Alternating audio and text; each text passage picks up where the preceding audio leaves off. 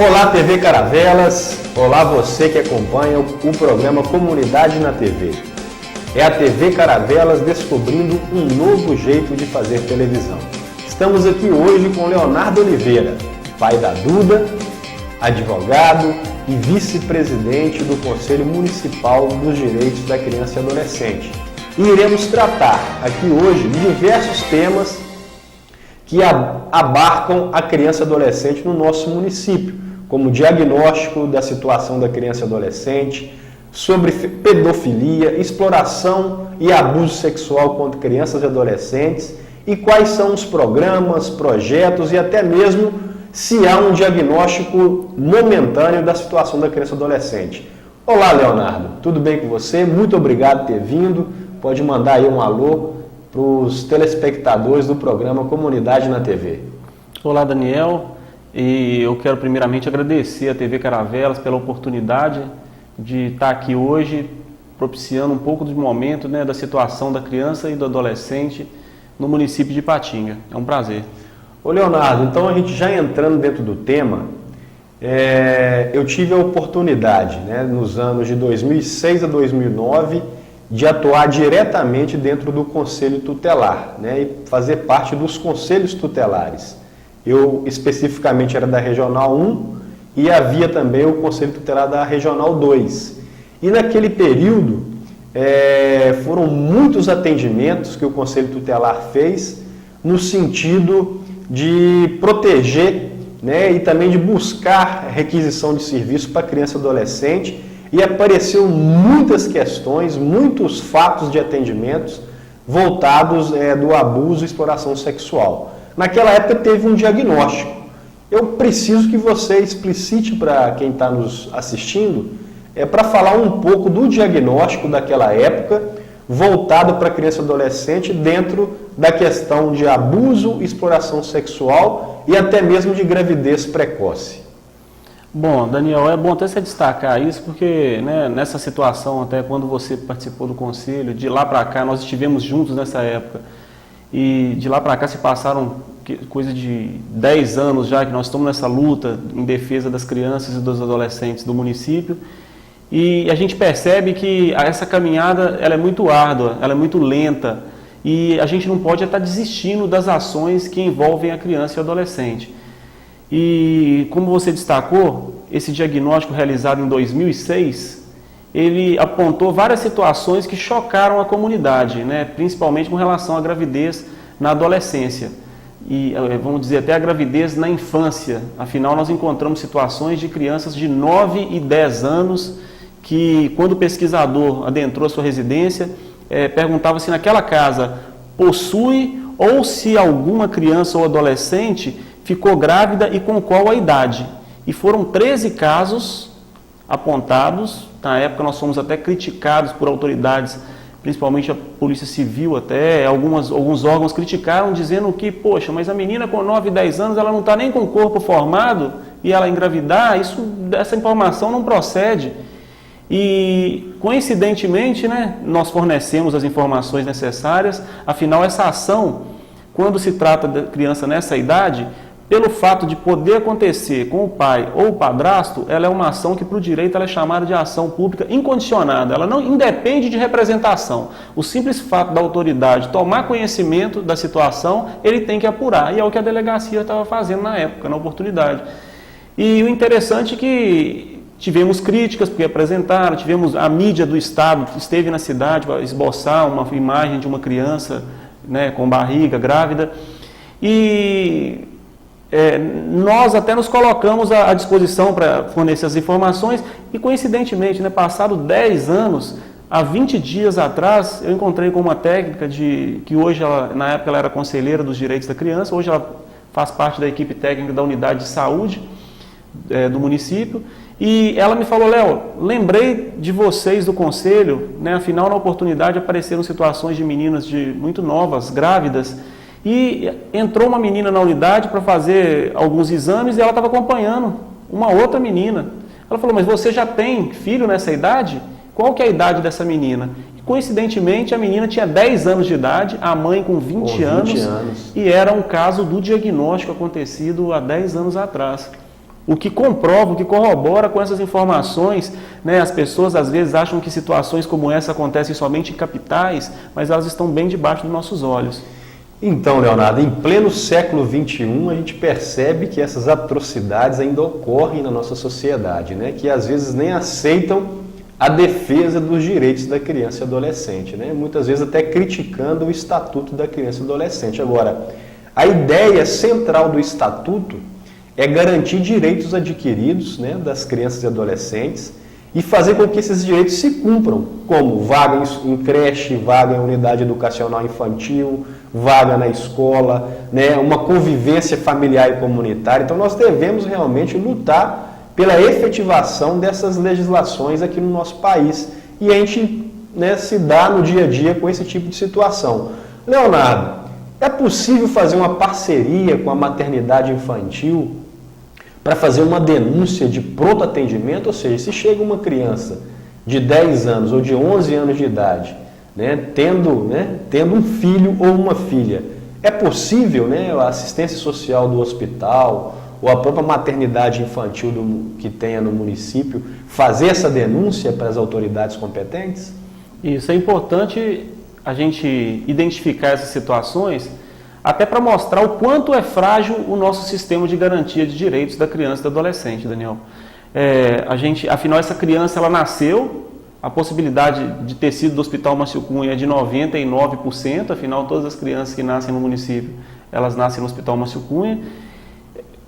A evidência de ter sido violentada sexualmente é de 100%, e essa notícia não chegou até as autoridades, ela foi através do diagnóstico que ela foi identificada. Então, as pessoas, nós precisamos, resumindo, né, fortalecer essa rede de garantias, fortalecer o sistema de garantia, os órgãos, para que nós saibamos como lidar de frente a uma situação semelhante a essa.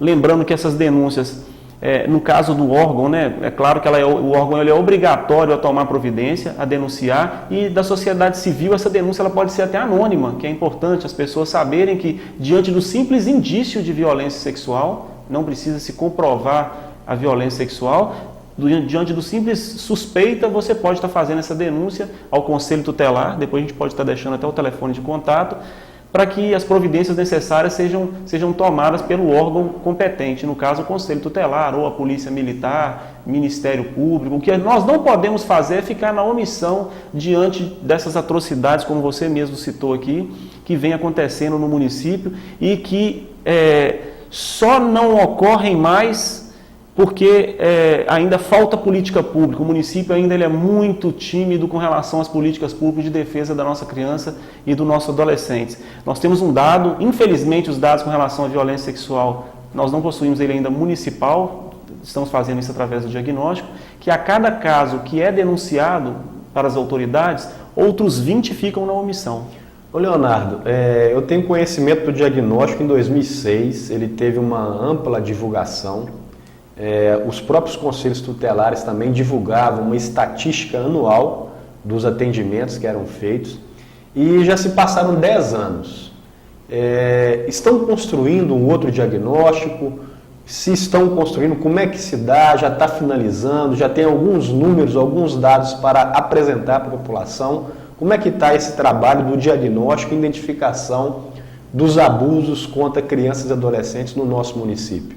Isso, o Conselho da Criança e Adolescente, né, que é o órgão responsável por traçar as políticas públicas do município, ele está traçando seu segundo diagnóstico. O município de Patinga, com tanto tempo na luta pela defesa dos direitos da criança e adolescente, iniciado pela Dona Ione, né, que nós temos que citar, que é uma pessoa batalhadora nessa área e que nos ajuda, nos apoia muito, está ainda caminhando com o seu segundo diagnóstico, um diagnóstico que nós temos que estar atualizando as informações dele, de preferência de 2 em 2 anos, de 3 em 3 anos, nós estamos realizando o nosso em 10 anos de diferença, de um para o outro. E nós já encontramos algumas questões que vão demandar mais carinho, mais sensibilidade até para os órgãos públicos, para a gente tratar essas situações, principalmente na questão da gravidez na adolescência. A gente percebe que essa situação da gravidez, ela de certa forma, ela vem sendo banalizada, né?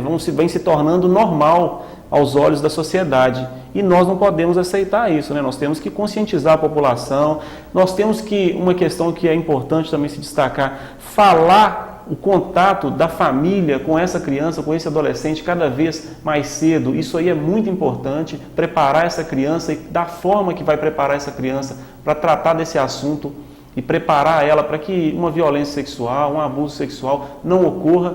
Infelizmente, Daniel, com relação, até voltando à questão da exploração sexual, que é um dado que vai ser identificado, nós estamos buscando saber qual que é o maior número, qual que é o perfil do abusador, se é o maior índice do padrasto, do pai, se é o maior índice dos parentes. Nós temos dados nacionais que demonstram que entre 20% e 30% são pais ou padrastos.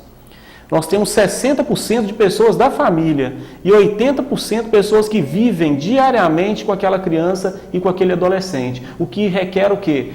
Redobrar a atenção das nossas crianças, com quem que nós estamos deixando nossas crianças, qual que é o contato, nós estamos preparando essa criança para receber esse abusador, para saber que ele tem que dizer não, que ele não pode guardar segredo, que ele tem que contar, que diante de um toque, de uma aproximação que lhe causar medo, ele tem que denunciar. Nosso papel é esse aí, de estar preparando a sociedade. Foi muito bom você ter citado isso, Leonardo, porque a relação, né, pai e filhos, mãe e filhos, tem que ser uma relação, né, de super amizade, né? O filho e a filha não devem ter medo ou vergonha de contar para o pai e para a mãe o que realmente está acontecendo. Agora, eu penso que é uma situação muito ruim para a criança quando esse abusador é o pai, ou esse abusador é o padrasto, ou alguém que circula na família. Então, o perfil nacional aponta que são pessoas muito próximas dessa criança e desse adolescente. Então, cabe aí a gente ter, né, uma sensibilidade, ter realmente uma atenção apurada para conseguir perceber essas questões e procurar o órgão correto, que é os conselhos tutelares de Ipatinga. Leonardo, eu lembro também que na época, quando eu atuava como conselheiro tutelar, o Fundo da Infância e Adolescência tinha um aporte financeiro muito alto, mas era voltado da empresa. Como é que está agora em relação ao atual exercício? A conjuntura atual financeira do município, vamos dizer assim, econômica, não tem favorecido as deduções do imposto de renda em prol do fundo da criança e do adolescente, né? Tem caído esses recursos que são destinados através de empresas e pessoas físicas para o fundo da criança e do adolescente. E a gente sempre destaca, né, que essas ações, o diagnóstico, a campanha que nós estamos promovendo hoje de combate à violência sexual, só é possível através desse recurso, é muito bem destacado. No entanto, a gente precisa de conscientizar a população cada vez mais que o município precisa desse recurso, as pessoas precisam de ter essa sensibilidade, de estar destinando um recurso, que ao invés de você estar mandando ele para Brasília, para a Receita Federal, declarando ele no imposto de renda, você vai declarar ele e ele vai ser integralmente restituído para você, dentro do percentual do lucro real, é claro, e como pessoa jurídica e como pessoa física, né? Também pode estar deduzindo o valor de 6% da sua declaração de imposto de renda para o fundo da criança e do adolescente, para a gente promover projetos como esse que nós estamos aqui mencionando hoje. Ô Leonardo, a gente cai numa grande contradição, né? Porque a defesa da criança e do adolescente requer recursos para a garantia de políticas públicas, né? A gente defende um Estado mais presente na vida dessas famílias, principalmente uma família em vulnerabilidade social. O momento que o país atravessa, né, nos últimos 10 anos, a gente tem visto a retirada de direitos dos trabalhadores e das trabalhadoras. Na minha avaliação, as famílias vão ficar mais vulneráveis. Nesse sentido, como você se sente? Você se sente otimista em relação às políticas públicas? Você se sente pessimista? Ou você realmente visualiza uma alternativa para que a gente consiga realmente garantir a convivência familiar e comunitária de crianças e adolescentes e suas respectivas famílias? Bom, eu sou muito otimista com relação à defesa dos direitos da criança e do adolescente, sabe, Daniel? Mas para isso a gente precisa de evoluir muito, a gente precisa de preparar a sociedade, discutir orçamento público. Já passou essa fase onde você só aguarda o que o executivo vai prever, vai colocar no orçamento para saber se vai ter política pública naquela área. Nós temos que cobrar, fazer uma inserção no orçamento. Nós já fizemos muito isso, você participou muito disso conosco, que é o quê? Buscar cobrar do executivo que recursos sejam destinados para a área onde nós encontrarmos maior demanda, maior necessidade, para retirar essa família da vulnerabilidade social que ela se encontra, prepará-la para situações que hoje estão acontecendo bem debaixo do nosso nariz e nós não estamos fazendo nada. Então, eu sou muito otimista, mas para isso a sociedade tem que se apoderar, né, desse poder mesmo. Ela tem que buscar esse poder que ela tem como sociedade, né, nós como representantes dessa sociedade também, de cobrarmos mais das autoridades com relação a recursos, né, com relação a discutir o que está sendo aplicado, né, os nossos políticos, que eles saibam nos defender também. E para isso, né, eu acho que nós estamos nessa fase de evolução até, afinal a sociedade já não se cala mais. Né, e isso aí já é um bom sinal. Né, a punição de alguns políticos, né, de algumas autoridades, nos dá essa esperança de que tempos melhores estão para vir. Né, e a gente fica otimista, sim, aguardando, né, e cobrando enquanto isso, representando a sociedade, para que cada vez mais a gente consiga trazer respostas que vão de encontro a essas demandas com relação à política da criança e do adolescente. Você que está assistindo o programa Comunidade na TV, tem a percepção que a participação é fundamental. Numa democracia ainda nova, onde as pessoas, né, não se reconhecem como classe, não se entendem empoderadas, nós precisamos levar o poder para essas pessoas para que elas participem realmente de todos os sentidos da vida pública. E nesse sentido da participação, o Leonardo trouxe aqui uma camisa da campanha Todos contra a Pedofilia, que nós iremos fazer um sorteio dentro da programação da TV Caravelas. Então é você ligar para a TV Caravelas, deixar o seu nome e o final, o número do seu telefone, para a gente fazer o sorteio. É a campanha Todos contra a Pedofilia. Fique de olho você também nessa campanha e pode acionar tanto os conselhos tutelares, o Conselho da Criança e Adolescente, e tem também o EPITOM, que é parceiro nesse projeto Todos contra a Pedofilia. Quero agradecer ao Leonardo pela presença, pela participação, Leonardo. Deixa para a gente aí o contato dos conselhos tutelares, para que a população, os telespectadores da TV Caravelas, também aqueles que assistem pelo YouTube e que assistem também pela tvcaravelas.com.br, fazer o contato em situações adversas contra, né, abuso e exploração sexual de crianças e adolescentes. Bom, eu primeiro gostaria de agradecer a participação aqui no TV Caravelas, né, da amizade que nós temos, você que também eu considero como um defensor dos direitos da criança e do adolescente no município, não é de agora. É muito bom a gente estar falando um pouco da política pública da criança e adolescente para o telespectador. E, né, deixar aqui o telefone do Disque Denúncia, além do Disque 100, que está estampado nas camisas que vão ser distribuídas para a sociedade, nós temos o telefone do Conselho Tutelar, que é o 3829-8433. 3829-8433. E lembrando que essa denúncia ela é anônima, se você não quiser se identificar, você não é necessário, eles não exigem isso. O que nós não podemos ressaltar aqui, né, é ficar na omissão, não deixar de tomar de tirar, né, uma mácula que pode durar pela vida inteira daquela criança ou daquele adolescente. Então, denuncie. Leonardo Oliveira, muito obrigado. Programa Comunidade na TV, TV Caravelas descobrindo um novo jeito de fazer televisão.